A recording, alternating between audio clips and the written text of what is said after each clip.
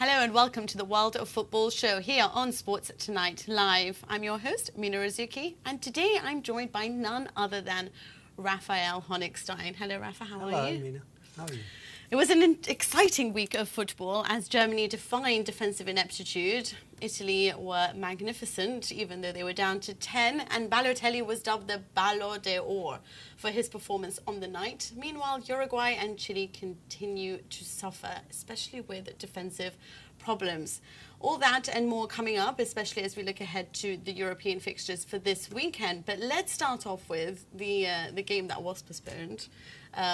Poland versus England. And do you think that obviously because it was postponed, there was a reason for, the players saying that they didn't sleep well the night before, the English players, and that's why it was kind of a lethargic, sort of sluggish game? Do you think that was the right excuse? Yeah, I'm not sure sleeping pills are very conducive to a game of football. If you were to take some medication, maybe you should look in a different compartment, a different section for the drugs. It was a bit strange. I mean, I'm not sure the Polish players would have necessarily felt it was easier for them. Maybe being on home soil was less of a trouble, but they would have slept in a hotel. They would have been up for the game and had to find ways of sort of getting the adrenaline out of the system. And effectively their style of football, considering the fact that England didn't really pass the ball very well, and Poland was trying to create something, and a lot of it based on sometimes speed, effectively the actual rain and the pitch affected their game more. Would you argue that to be true, considering that it was both quite a negative approach, relying on counter-attacks? I mean, it's difficult to know. I mean, England were trying to pass it. They were just very inept, and yeah, I mean, the passing was fairly atrocious. Sometimes people forget, when they look at England's passing, they think, why can't these players who pass the ball so well in the Premier League then pass for England? It's not as if they're worse players, it's the collective movement. Okay. That's the problem, because if you're on the ball and there's no movement, you haven't got the outlets for you to get that pass, and then what happens is that you're forced to hitting long speculative balls, and of course the percentage chance dictates that the ball will be coming back straight away. That is the big difference. The collective movement, the positioning in space is always wrong, or very often wrong with England. Okay, but is that the players' fault, or would you say that that's Hodgson's tactics? The two banks of four, the regular, the same old, same old. Do you think that, would you blame that on him? Not on him specifically. I mean, it's been a problem that England have experienced for a few decades. But I mean, I think he's beginning to address it. I think the formation is a bit more fluid. It's not so rigid in the 4-4, especially with Cleverly, playing a little bit between the lines and trying to come deep to pick up the ball. But it's, as you can tell, it's not quite working yet. And there isn't this sort of sense of automatic play that the better teams at international level have, where somebody picks up the ball and he knows exactly that guy A is running and guy B is cutting short, etc., etc. That doesn't exist with England. There's no chemistry, no synergy. No, and that needs to change, because as it is, they will always, I think, appear smaller than the sum of their parts, whereas the good and better teams manage to bring out the best of their players. England, for some reason, always seem to take everyone down to the lowest common denominator, and even somebody like Rooney looks absolutely ordinary, mediocre. Okay, just before we move on, do you think that they are just 1 point ahead of Montenegro in the group? Do you think that they can qualify, or is this going to be, this just complicate matters? It does complicate matters, especially after the really silly home draw against Ukraine, where they were very, very poor, England.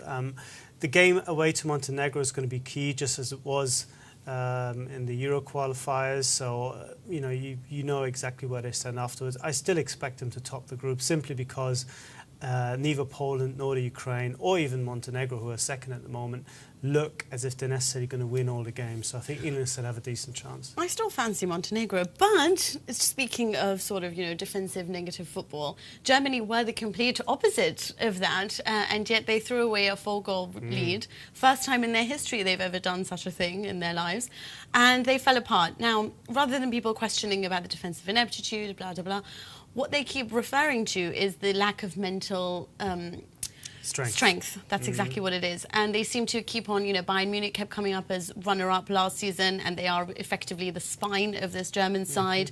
Now, Hoeneß has been talking about there's no disciplinarian in the dressing room, and Joachim Löw needs to sort of start, disciplining the team, making them answer to where the weaknesses are. Do you think that that is one of the reasons why they're not this German tough side that we used to remember from back in, 2 decades ago?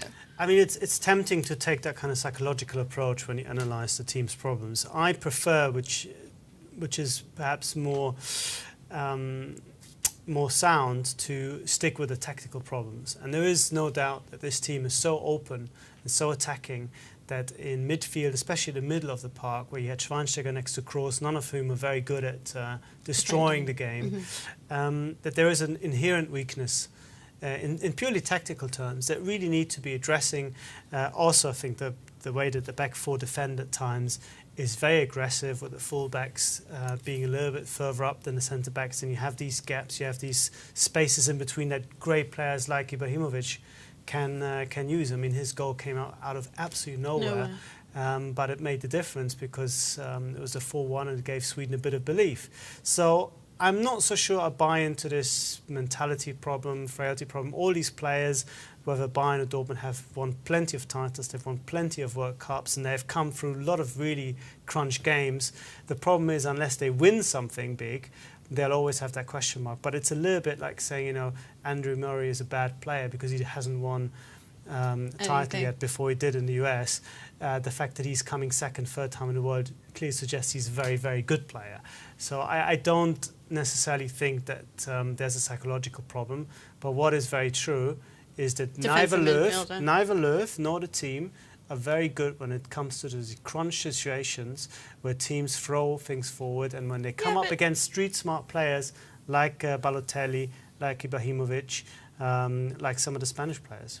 Well, look at this is the Swedish paper that came out with yeah. Thank you for 4-1, 4-2, 4-3, yeah, and then but it kind of sums it up, because it's not. I mean, Sweden were great that they had that belief and then they pulled it back, but Germany threw it away, and they're saying thank you, Germany, for throwing this game away, because they'd won the game 3 or 4 times over, and at times it looked as if it's going to be double figures. I mean, they were playing kind of football that I have never seen from Germany in terms of the combination and the attacking moves. Yeah, but this is it. This is what I've always noticed with that, is that, you're right. I mean, I think that at the time they took Hedera off, against, was it Ireland? And Kroos came on and obviously scored 2 goals. So it was like, yes, let's go with this attacking approach because that's what we have. So there's no need to defend because we're going to hold on to possession. But when you are facing teams like Sweden, who are very good in the sense that they have power and strength, and that they do have trickery in Ibrahimovic, then it becomes a thing, and they don't seem to have a defence that really you can rely on. There's too many holes, despite the fact that they do have world class in Neuer and I feel in Matt Hummels. But Bad Stuber was out of position the entire time. Boateng surely is not the best that Germany has to offer. Is Joachim Löw not really looking at others and just going with the spine of Bayern Munich, or is he really trying to find another solution for that right back? Because surely this is not the best that you can find. No, I mean, Lahm is usually the right back. He had to play left back because Schmelzer was injured. Because he was criticised as well for his performance. Yeah, but he doesn't like Schmelzer either. So, yeah, I mean, the fullback position, the second fullback position has been a problem. Has been dogging this team for 6-7 years. There's always Philipp Lahm plus another, and the other is nowhere near as good as he is. But what can Löw do? I mean, he can't invent these players. What he did try quite successfully was to make Lars Bender, who's a holding midfielder, into a makeshift left back. But Bender was injured, as was his brother, so he couldn't play and he wasn't available. The other thing is, what is a valid criticism of his is that he's so concerned with developing sort of the fine art and fine-tuning attacking moves, really the most difficult stuff in the world that very few teams can do, that he's forgotten to look at the real basics and sort of the A to Z of normal football. What do you do when a long ball comes in?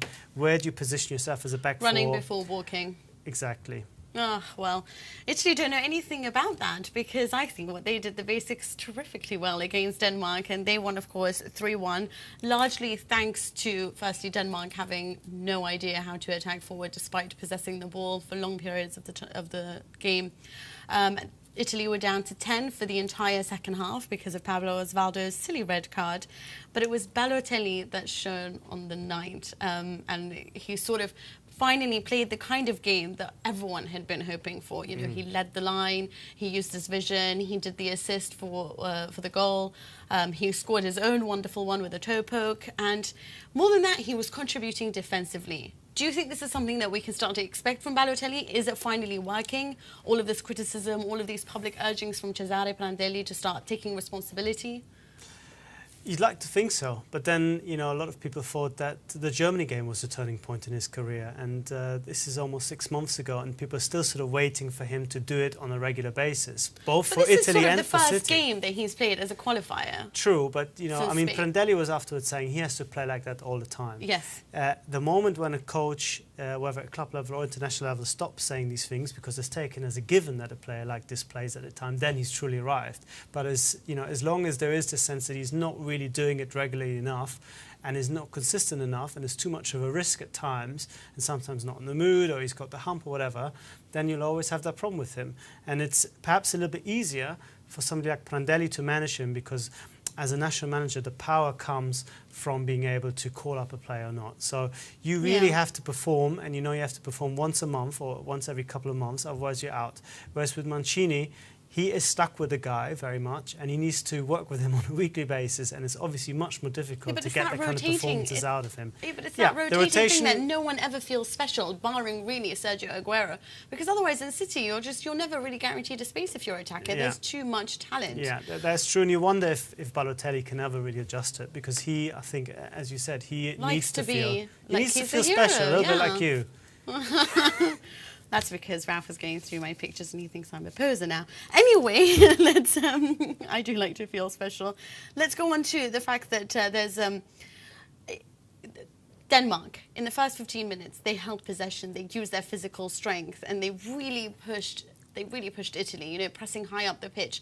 And for those first 15 minutes, you really showed exactly how you can exploit the Italian flaws in their game.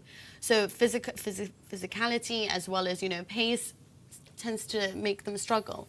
Is that going to be one of their weaknesses that won't see them go very far when it comes to the World Cup, or do you think that's something that they can overcome? I mean, the World Cup is still a long while away, and you just wonder how somebody like Pirlo will turn up in you know, in 16 months' time. I think that is the bigger worry.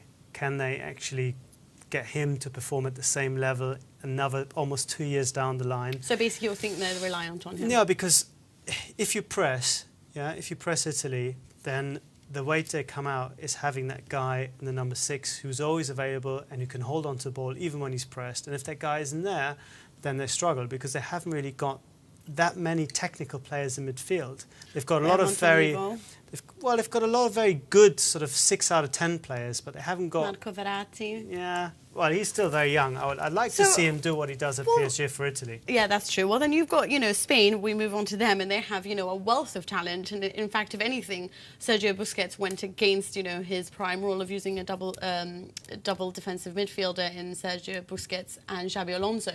Puts Busquets back in central defence, pushes Xabi Alonso as the only guy in midfield surrounded by creative talent, and we saw the damage. Yeah, it was one step too far because Spain without the ball are very, very vulnerable. You want to talk about Italy, you know, having a problem with pressing. Spain, if they haven't got the ball, defensively weak.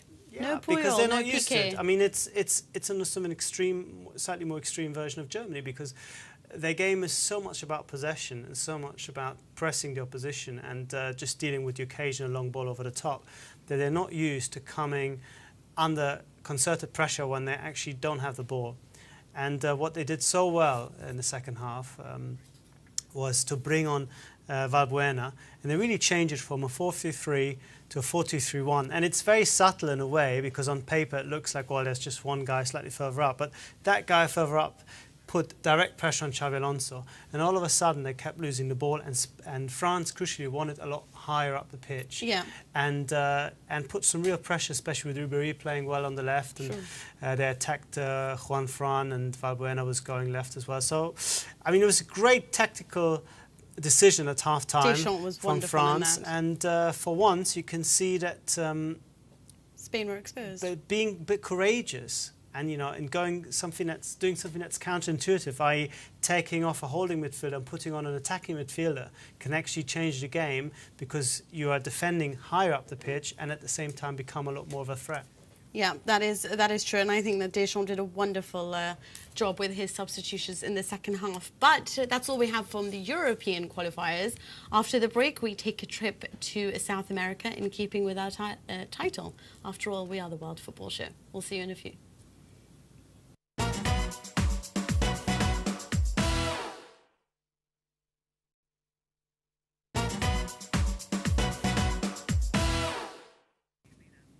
Hello and welcome back to the World Football Show here on Sports Tonight Live. Now we're over to South America, and of course Argentina played and Messi was spectacular, as we would imagine. Although actually Gab Marcotti wrote a wonderful article on ESPN in which he said that Ronaldo had scored more decisive goals in 2012 than Messi. Yeah, whatever.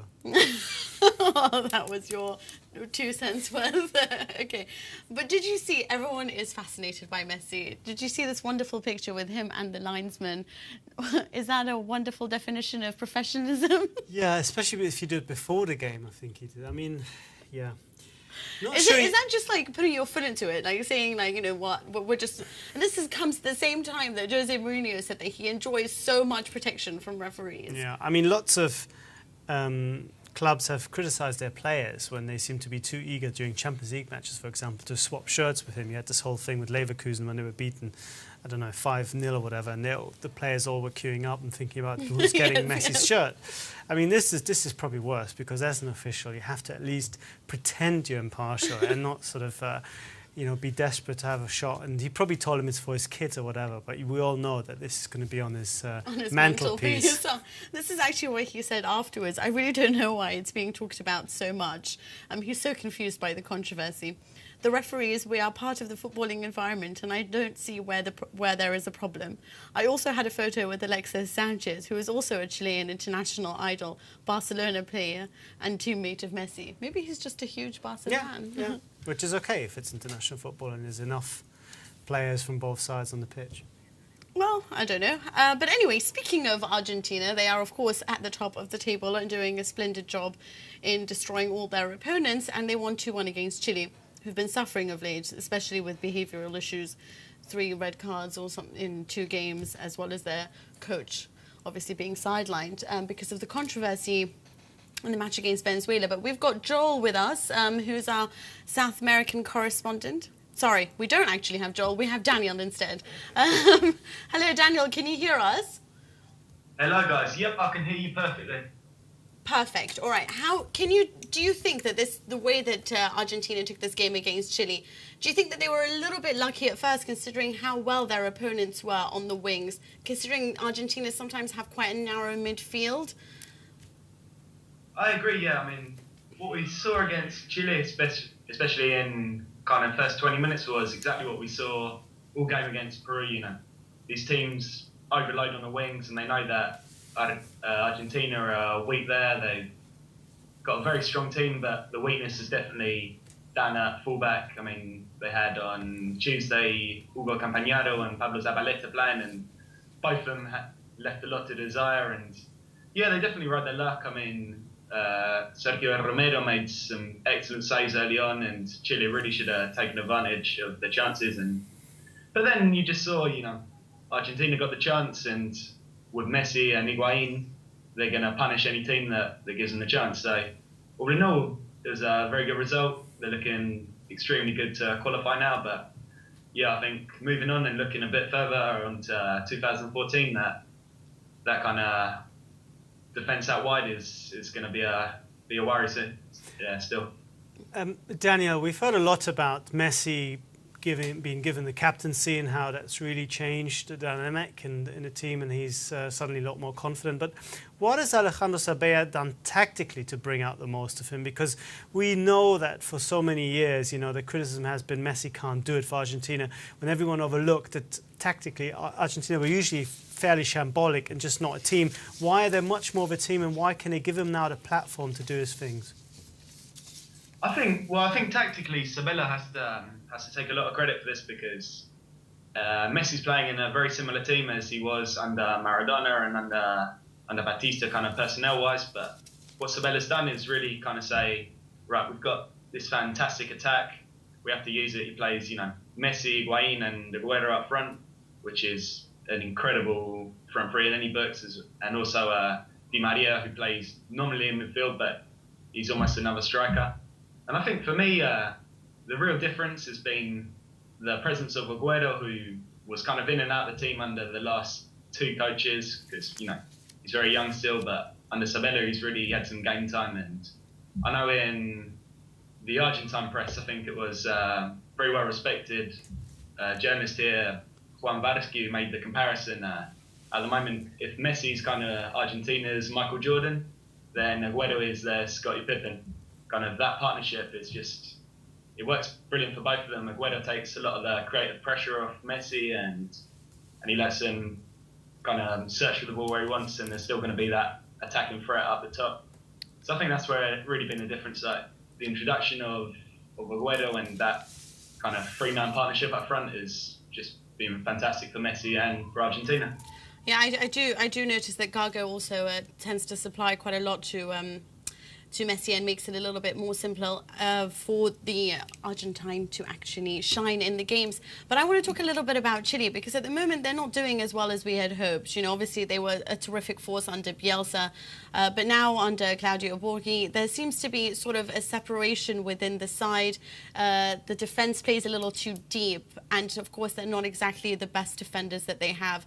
Vidal was stuck in a sort of a midfield attacking role, and he didn't know how to interpret that very well, contributing to tactical imbalance. Do you think that Chile don't really have a chance of qualifying, and that showed sort of against Argentina as well as the others that they've been losing with all the red cards? Well, I think especially for that match just gone on Tuesday, Vidal was unavailable because he got red carded against Ecuador on Friday. I think Contreras, another central defender, who's very important. And you definitely saw the issue for Chile is at the back. They were playing with kind of 3 defenders whose primary function is to go forward and attack, and one defender who was pretty exposed. The offside line was a mess, and there was kind of no real cohesion between the 4. But looking forward, they still got a decent chance of qualifying if they can put it together. They're level on points at the moment with Uruguay and Venezuela. They're all on 12 points, I believe, in 4th, 5th and 6th. Obviously, the top 4 go automatically to Brazil, and the 5th will go into a playoff. So I don't think there's any reason to panic just yet, but come March, when the World Cup qualifiers start again, they're going to need to pick up some victories and fast. Otherwise, they're going to run the risk, especially with Venezuela having come on so far in the last 4 years. It's not going to be easy. They've got to win some games and fast. Yeah. Daniel, briefly, if you could, is it time for Uruguay though to panic, because they lost again, heavy defeat in Bolivia, and they look not like a team who's going to be qualifying for the next World Cup at the moment? No, against Bolivia, there's no way to put too fine a point on it. It was a shambles for Uruguay. I mean, we always say that playing in La Paz at nearly 4,000 metres of altitude, it's never easy for a visiting team. But even so, we're talking about a team that's the Copa America champions, and a team that finished 4th in the World Cup 2 years ago, with essentially the same group of players that are still playing now.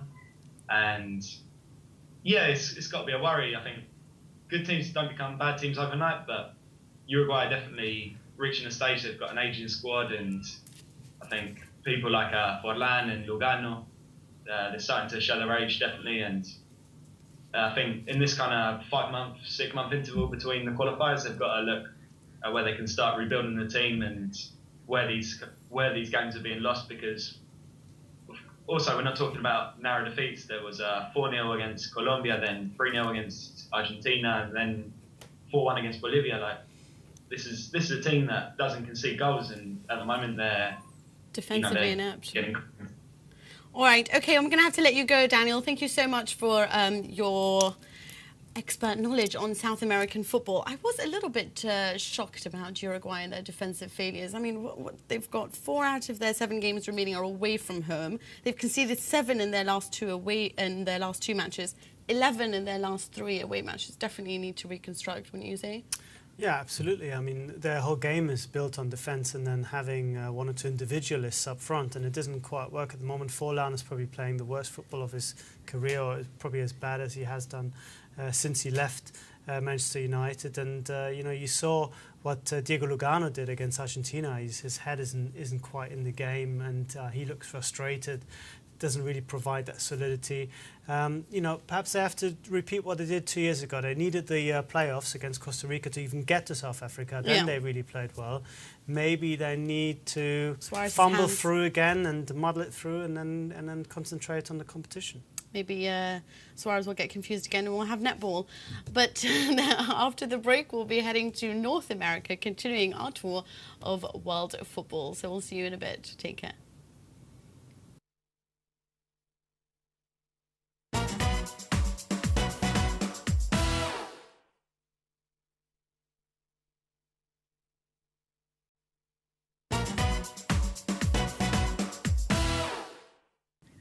Hello and welcome back to the World Football Show. I'm still your host, I'm Mina Rzouki, and I'm still joined by Raphael Honigstein. But now we're moving on to North America, because in the MLS, we've got a city that's embracing soccer just as they should be. And of course, it is Seattle and their team, Seattle Sounders. We've got with us Mackenzie Clark, who's from the Emerald City supporters, huge fan, who can tell us more about the rise in the average attendance of the actual fans coming to the stadium and how the team has been doing so far. Can you hear me, Mackenzie? Yes, I can. So tell me more about this. There's the average attendance, 42,000, really? That's correct. These numbers have just really boistered over the last 2 years. And part of it is just because Seattle Sounders joined Major League Soccer for the first time in 2009. Before that, we had been playing in USL, which is kind of the equivalent of the second division here in the United States. It's kind of a little confusing below first division the last few years, but after making the jump to the first division, the city has just really embraced the team. Is there something about Seattle as a city that makes them so susceptible to soccer, or is it really the club and the team doing something very special to create that special bond? It's actually both. In the Pacific Northwest, in Washington specifically, I think we actually have the most youth soccer participants in the country, which is a pretty massive thing to consider when you've got states like California and New York have so many more people than the state of Washington. So when you consider the fact that we have this really massive youth program of all these kids playing soccer on every field you can possibly find around the area, and the fact that the team just has this very quality infrastructure that's kind of based out of just this demand for excellence and the desire to win. And it's just a winning formula. What about your hopes for the playoffs? How do you think the team will do on that occasion when it comes to actually trying to win trophies? Unfortunately, the Sounders have tended to fall flat in the playoffs, but the hope is always to win the MLS Cup. And I think we have a roster that is fully capable of being champions this year, and we just hope that we will be able to deliver. Is that because it's based on defensive solidity, or do you think that is that what's carrying them through at the moment? I think at the moment it's because we have a very attacking side. We have the likes of Freddie Montero, who's proven to be a consistent goal scorer over the last few years. But we've also seen the return of Eddie Johnson to a very good club and just overall professional form. He's kind of fallen flat after he departed the U.S. for Europe. But just this week, he's made a return to national team form and kind of sent the U.S. on to the next round of World Cup qualifying. So, we've been scoring goals, and between the two of them, I think we will be in a good spot. Mackenzie, we've heard about the U.S. Taking a liking to soccer for many years now, and a lot of people always talk about the participation at youth level, how it's really becoming a much more popular sport, that the middle class society like to get their kids into playing soccer rather than the much more dangerous games like American football, for example. So is this now, is the watershed being reached now? Are we really seeing the point where soccer is establishing itself as a genuine popular sport at a similar level like the other sports? Or are we still a few years away from that? We are still a few years away from seeing that growth and that exponential growth into a formidable opponent or competitor in the national sports arena here in the United States. But I would say that at this point in time, it is the most exciting time to be a soccer fan in the United States, because I think the next few years will show whether or not we will become or blossom into one of those leagues that is just really competitive for the TV market and the fan market. We are starting to see a point where we are getting nationally broadcast games, and we've even heard rumors that the Sounders are selling more merchandise than half the teams in the NFL, the National Football League, which, as empty as that statistic may seem, that is absolutely staggering. So if it's getting to the point where teams are selling more jerseys than American football teams, and if we're selling out our games better than American baseball teams, I mean, only time will tell if we continue with that growth. Wow, selling more merchandise than the NFL. That's amazing. I would never thought that was possible a few years ago. But thank you so much, Mackenzie. I know that you're in a rush to get on with your day, so we'll let you go. And then we can move on to, obviously, the recent violence in the under-21 game between Serbia and England. And, of course, Serbia has come out since and said that it denies anything, and it called Danny Rose vulgar and his behaviour unsportsmanlike. Do you think that, I mean, is Serbia ever going to learn their lesson when it comes to hooliganism, considering that we've seen what happened in 2010 when they faced Italy, and of course, you know, same things happened, but this was in a match against Italy, game got called off, Italy got handed a 3-0 win. We saw this before in 2007, under 21 level, against England. Should they actually start, should they just be banned?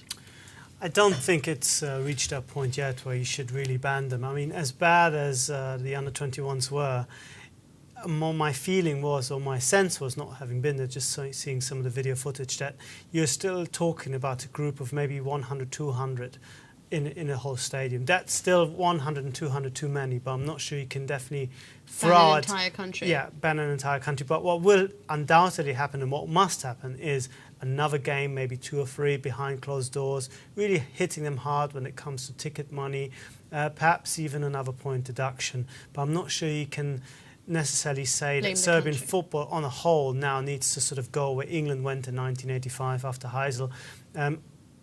You know, violence is one thing, racist attitudes on the stands, as bad as it is, are quite another, because I think here it's more about educating people, getting them to understand just how unacceptable their behaviour is, because unfortunately most of them will have grown up in an environment where it's just seen as a normal funny thing to do. You know what, listen, I agree with you, because I think that generally and they complain about this themselves, the Serbians, that they feel like people sort of prejudge them because of their, you know, horrific past and the recent wars and everything to do with that. They are unfairly judged, always thought to be sort of violent, intolerant of people, or whatever it be. But and of course then there's been the occasions to do with football, when it was against Italy, when it was against England before. But you have to say that, you know, whilst I agree with the whole country not being blamed for this, surely the fact that the RFA has come out and said, you know, along the lines of, we deny that anything has happened, we don't see, you know, what the whole fuss about, them not taking responsibility, not looking to actually be trying to address the problem, not saying this is what we aim to do, maybe that is the reason why they should be banned, more because of how they're dealing with this. You know that this is how people look at you. You know that you're being judged around the world. There's heavy pressure on UEFA to deal with the racism.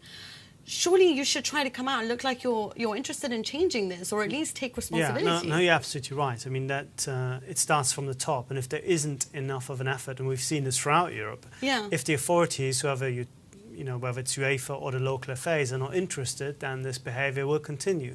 But to be fair to them, they have, since that first terrible, clumsy, fairly offensive statement that they've put out, also offered a qualified apology from the Serbian FA. So I think they're beginning to realise just how damaging this incident has been, and how inept their handling of the situation has been. And I'm sure that behind the scenes, both FIFA and UEFA are actually coming down quite hard on them. Whether we've reached a stage of banning them, I'm not so sure. I still think that, it's a bit harsh. Verbal violence, as it were, racism doesn't warrant that much of a punishment. But we have to get to the point where they must realise it's just unacceptable. It is unacceptable. But now that we've sort of gone from North America, South America, let's move on to Africa. And a country that did take responsibility for the recent rioting that had their country thrown out of the Africa Cup of Nations in their game against the Ivory Coast. That is Senegal. Now, always packed with stars. For some reason, they just don't know how to do it when it comes to these big games in Africa. And of course, after all the rioting, the match was suspended. Ivory Coast offered the 2-0 win. They go through, and Senegal don't. Yeah, I mean, first of all, the cynical point to look at is to say this is great news for Newcastle because they won't lose. Actually, that's every article that I read. It was like great news for Newcastle, and I'm like, hello, let's look at the wider problem. Yeah, but that's perhaps a very fairly narrow English-centric way to look at it. No, I mean, it's an open-shut case. You have a pitch invasion. The game wasn't even finished. Of course, you have to forfeit the game. Of course, you're going to get knocked out. And I think the wider problem, as you said, or the wider issue is not just how do you keep the fans off the pitch, which any stadium in the world should be able to do, but how can you get this team of great individuals play like a team and get to the sort of level that we saw in 2002, for example. So that's where they're falling short. That's where they really need to address the issues. And they're, I think, still a sort of an ordinary international side where the coach, whoever it is, and as we've had coaches changes all the time, just pick 11 players and then kind of expect them to sort it out themselves because they're all great players. And I don't think that football at any level, football at any level doesn't work like that anymore. Maybe in Sunday League. We saw that with Argentina and Maradona. Yeah, exactly. I mean, you need an idea. You need to know what kind of football you want to play, and you need to practice specific things. You can't just no longer just take the simple route of picking 11 good players and thinking they'll somehow find a way to beat the other 11 guys. They need to have more, and maybe. So you don't think Harry Redknapp would work with them, huh? I don't know. Maybe that game, even though it ended with things that have nothing to do with football as such, were given a bit of an impetus to look a little bit deeper at their issues because they need to develop as a team and as a footballing country. Instead of getting angry with the referee, you should really look at the fact why they were losing 2-0 anyway. I mean, but hopefully Senegal will get their act together in time for the one after that in 2014. But do join us after the break and we'll be looking ahead to the European matches coming up this weekend. We'll see you in a bit.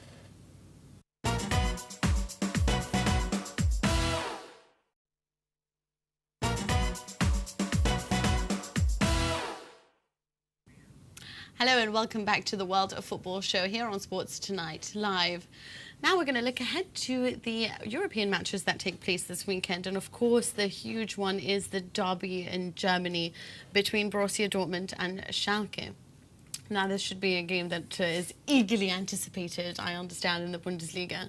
Surely every game is like that. There's just so many of these. No, but this is the biggest derby there is. The most heated one. Yeah, they absolutely hate each other. They're local rivals. They've had a history of sort of violence. doing damage. No violence. A bit of violence, but more Nothing doing damage like. on the pitch to each other's hopes. And Schalke, I think, feel that they can really plunge Dortmund into some kind of depression because they've had a very indifferent start, as you know, in the league. And this is a tough time for them to be facing Schalke because they've also got Real Madrid on Wednesday. So it's really a little bit geared towards the Royal Blues at this stage. And I think they feel that after 2 years where they had to look on, Dortmund winning first the title and then the double, which hurt them so much because they haven't won anything in 50 years as far as the championship is concerned. Now they perhaps can put them into their box a little bit and at least become the second force as far as this titles race is concerned behind Bayern. Well, you see, now that Schalke's chairman came out to say that whoever thinks that Bayern Munich will not win the league is detached from reality and is dreaming. Do you think he's being a little bit harsh on Dortmund? They've only played 7 games, and they already have 2 points more than at the stage last season, which they started quite terribly, to be honest. But do you think that it's all a bit too much, considering it's still very early days? Yeah, I think it's a little bit early to make these giant sweeping statements. We know that Bayern have a tricky game themselves away to Düsseldorf, who've been so resolute in the defence, hardly letting in any goals. So they haven't won that game yet. No one's ever won 8 games in a row. So, you know, the history suggests that they're not going to keep up that run forever. No one's ever done that before. So they could be breaking records this weekend then. Yeah. But even if they do break the records, everyone's going to look at the derby instead. And the big story there is that Mario Götze will be out. Also, Błaszczykowski, of course, is not there. And all of a sudden, a very good squad looks a little bit thin, especially with the Champions League. And that's always been Dortmund's problem. They're so intense. They play such an energetic game that takes out so much out of them and the opposition. Can they keep it up on both levels? And now with 1 or 2 players getting injured, you wonder if they have got enough. And Klopp, I think, for once, is under serious pressure because he doesn't like losing, and he's been losing it a little bit Going a bit too emotional, huh? Mm-hmm. Okay, so if they have to give up sort of a great performance against one of these sides, they've got Real Madrid coming up, who have their own injury problems in the sense that they haven't really got a fullback at the moment. So Arbeloa is likely to miss the upcoming match in the league. You've got Marcelo out, Coentrão out. God knows what they're going to do on that occasion. Maybe this is the perfect time to face Dortmund. But considering that, if they have to put in a subpar performance, which would they likely do that against? They won't. No, it's just not an option. I mean, remember when Real Madrid played Barcelona in between the 2 semi-finals against Bayern Munich? It absolutely killed them, and killed also Barcelona to a certain extent. Yes, they couldn't beat Chelsea. It's a similar scenario. They cannot lose the game at Schalke. I mean, at home to Schalke. Maybe a draw would be seen as acceptable, and maybe because they're a much better side still, you know, they don't have to give 100% to win the game, so they're still, in my book, favourites. But Schalke feel that they can at least get a draw.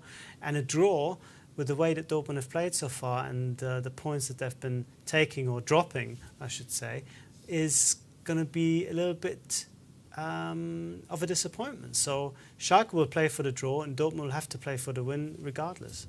Okay, well, there's going to be a lot of attention on Jermaine Jones, just because this is the first time he's going to be facing Royce, who's been spectacular, by the way, since stamping on his foot deliberately. I don't think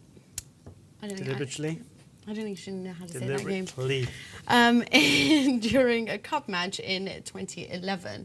So do you think that everyone's going to be concentrating on that, and will they act like gentlemen, shake hands? Well, Jermaine Jones isn't really your gentleman type. I mean, that's not really his game, and you know, not everyone can be a gentleman. He's getting on a bit. Maybe he's going to grow up in his old age. I think, yeah, he's becoming a bit more experienced, perhaps also a little bit slower to catch people.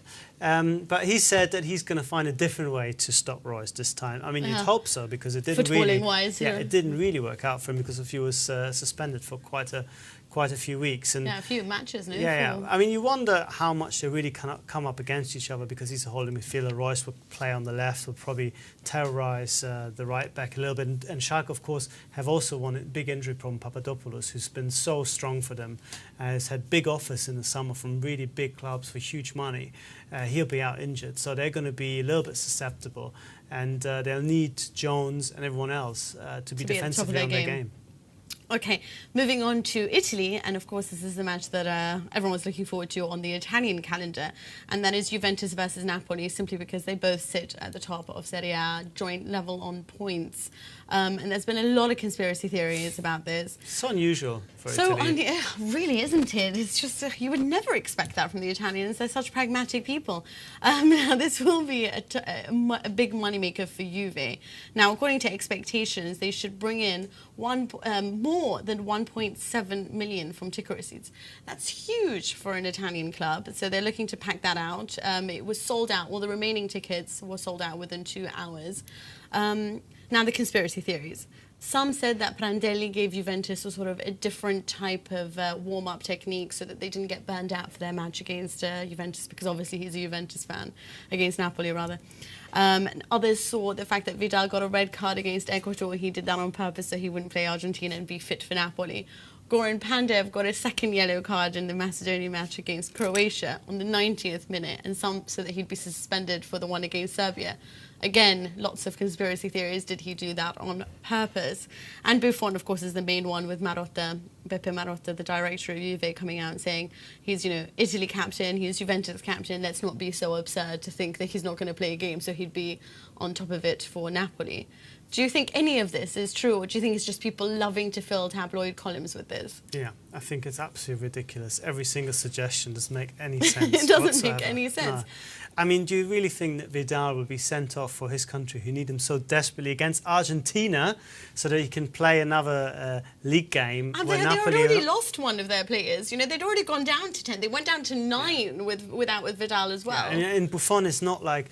I mean, if Buffon was a 19-year-old kid who desperately wanted to win his first title in Serie A, and he'll do anything in the world to win that first title ever, yeah, maybe. But, I mean, come on. Another Napoli game to him, what is that? And I don't think that he would have ever said, no, I don't want to play Denmark because I've got Napoli coming up in 4 days' time. It's ridiculous. It's not even something, it's a grudge match or anything like the one against Inter. It is a hard clash because it's Napoli, the only side that has beaten Juventus in the last year and a half in the Coppa Italia. But let's look at that. On the basis of looking at both of these teams, who do you think has the edge? Well, for me, always Juventus, simply because they are more reliable in the way they play. I think Napoli have a great style, and they can be absolutely fantastic on the night. The way they can switch from defence to attack, and with a really flexible system. You never know really, even if they line up 3-5-2, you never really know if it's in fact a 3-4-3, or they can change things up right through the game. But Juve are more like a machine. But machines tend to win. You sound like Cassano, who said that there's just soldiers.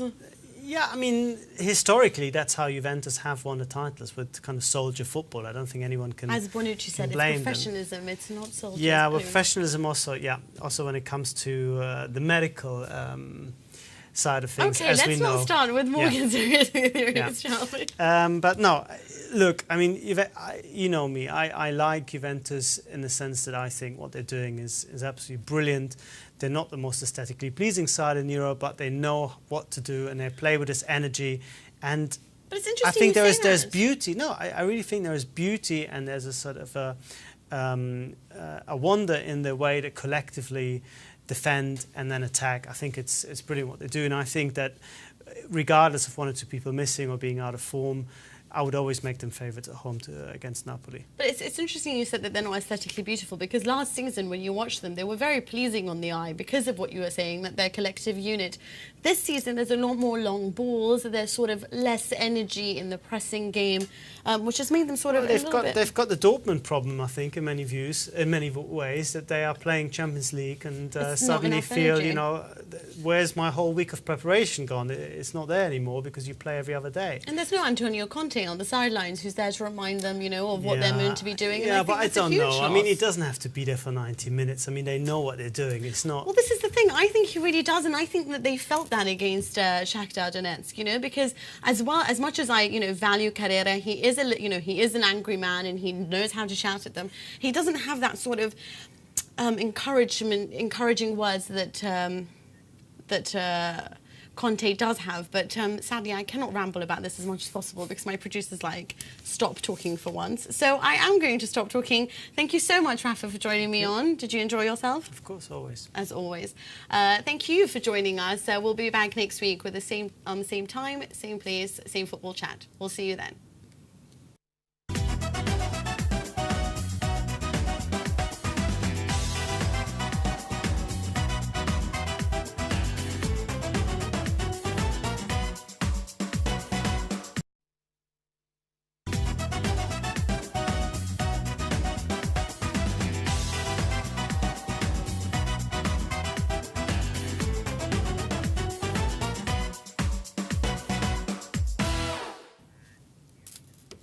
Hello and welcome to the World of Football show here on Sports Tonight Live. I'm your host, Mina Rzouki, and today I'm joined by none other than Raphael Honigstein. Hello, Rafa, how are you? Hello, Mina. How are you? It was an exciting week of football as Germany defined defensive ineptitude.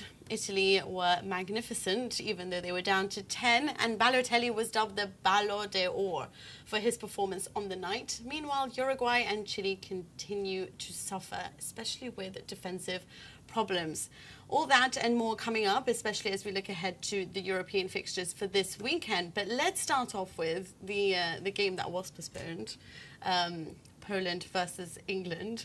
And do you think that obviously because it was postponed, there was a reason for the players saying that they didn't sleep well the night before, the English players, and that's why it was kind of a lethargic, sort of sluggish game? Do you think that was the right excuse? Yeah, I'm not sure sleeping pills are very conducive to a game of football.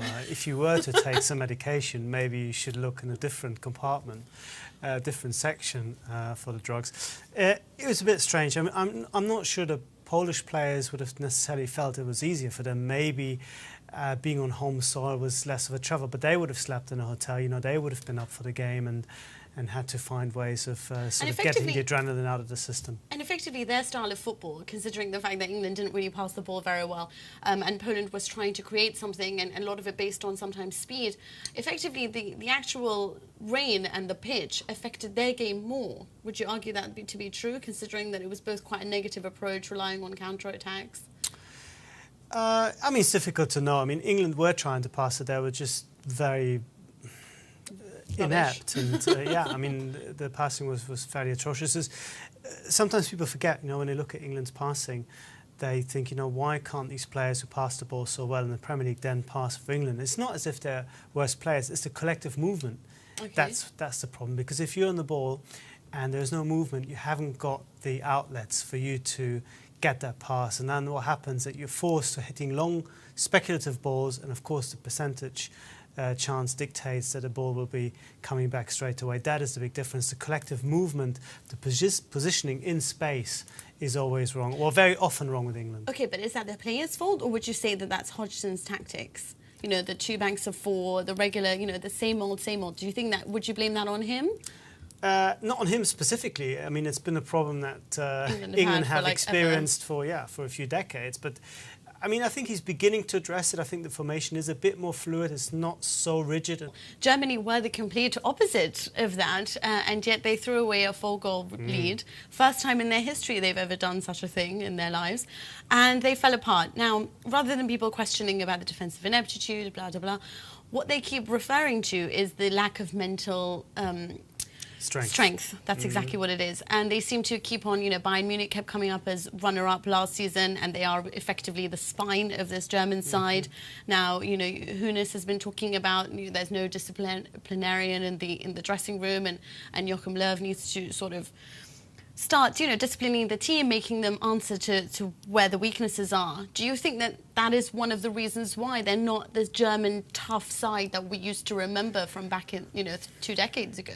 I mean, it's tempting to take that kind of psychological approach when you analyse the team's problems. I prefer, which is perhaps more sound, to stick with the tactical problems. And there is no doubt that this team is so open and so attacking that in midfield, especially the middle of the park, where you had Schweinsteiger next to Kroos, none of whom are very good at destroying the game, that there is an inherent weakness in purely tactical terms that really need to be addressing. Also, I think the way that the back 4 defend at times is very aggressive, with the full-backs being a little bit further up than the centre-backs, and you have these gaps, you have these spaces in between that great players like Ibrahimovic can afford for. Especially with Cleverly, playing a little bit between the lines and trying to come deep to pick up the ball. But it's, as you can tell, it's not quite working yet. And there isn't this sort of sense of automatic play that the better teams at international level have, where somebody picks up the ball and he knows exactly that guy A is running and guy B is cutting short, etc., etc. That doesn't exist with England. There's no chemistry, no synergy. No, and that needs to change, because as it is, they will always, I think, appear smaller than the sum of their parts, whereas the good and better teams manage to bring out the best of their players. England, for some reason, always seem to take everyone down to the lowest common denominator, and even somebody like Rooney looks absolutely ordinary, mediocre. Okay, just before we move on, do you think that they are just 1 point ahead of Montenegro in the group? Do you think that they can qualify, or is this going to be, this just complicate matters? It does complicate matters, especially after the really silly home draw against Ukraine, where they were very, very poor, England. The game away to Montenegro is going to be key, just as it was in the Euro qualifiers. So, you know exactly where they stand afterwards. I still expect them to top the group, simply because neither Poland nor the Ukraine, or even Montenegro, who are second at the moment, look as if they're necessarily going to win all the games. So I think England still have a decent chance. I still fancy Montenegro, but speaking of sort of, defensive negative football. Ken Hughes, I mean, his goal came out of absolutely nowhere. But it made the difference because it was a 4-1 and it gave Sweden a bit of belief. So I'm not so sure I buy into this mentality problem, frailty problem. All these players, whether Bayern or Dortmund, have won plenty of titles, they've won plenty of World Cups, and they've come through a lot of really crunch games. The problem is, unless they win something big, they'll always have that question mark. But it's a little bit like saying, Andrew Murray is a bad player because he hasn't won a title yet before he did in the US. The fact that he's coming second, third time in the world clearly suggests he's a very, very good player. So I don't necessarily think that there's a psychological problem. But what is very true is that neither Löw nor the team are very good when it comes to those crunch situations where teams throw things forward, and when they come up against street-smart players like Balotelli, like Ibrahimovic, like some of the Spanish players. Well, look at this is the Swedish paper that came out with thank you. Yeah. Thank you for 4-1, 4-2, 4-3. Yeah, and then but it kind of sums it up, because it's not. I mean, Sweden were great that they had that belief and then they pulled it back, but Germany threw it away, and they're saying thank you, Germany, for throwing this game away, because they'd won the game 3 or 4 times over, and at times it looked as if it's going to be double figures. I mean, they were playing kind of football that I have never seen from Germany in terms of the combination